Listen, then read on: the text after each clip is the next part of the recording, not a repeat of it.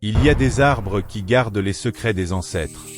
Et certains pleurent quand ces secrets deviennent trop lourds. Kofi avait oublié son village. Jusqu'au jour où le baobab millénaire s'est mis à pleurer des larmes d'or sur lui. Kofi n'arrivait plus à dormir.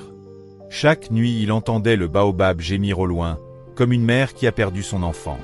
Les anciens disaient que l'arbre pleurait la graine sacrée volée par son grand-père 40 ans plus tôt.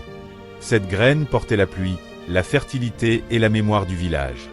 Sans elle, la terre se craquelait, les femmes devenaient stériles, et les enfants oubliaient jusqu'au nom de leurs ancêtres. Kofi savait qu'il était le seul à pouvoir réparer cela. Il a embrassé sa mère en silence, pris un petit baluchon, et il est parti pieds nus à l'aube. Un fil d'or invisible pour les autres le guidait à travers la savane brûlée, les rivières asséchées et les routes poussiéreuses. Pendant 40 jours et 40 nuits, il a marché sans jamais regarder en arrière. Le fil d'or l'a mené jusqu'à la grande ville, ses buildings froids et ses rues bruyantes. Là, dans un bureau de verre et d'acier, il a enfin trouvé la graine, transformée en pendentif autour du cou d'un homme riche qui n'avait pas dormi depuis 40 ans. L'homme portait le poids sans savoir d'où il venait. Kofi n'a pas réclamé la graine par la force.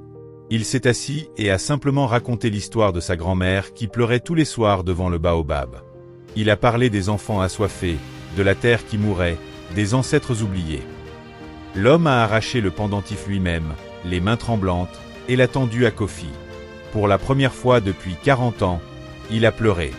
À l'instant même, les larmes du baobab se sont taries. Une pluie dorée est tombée sur le village.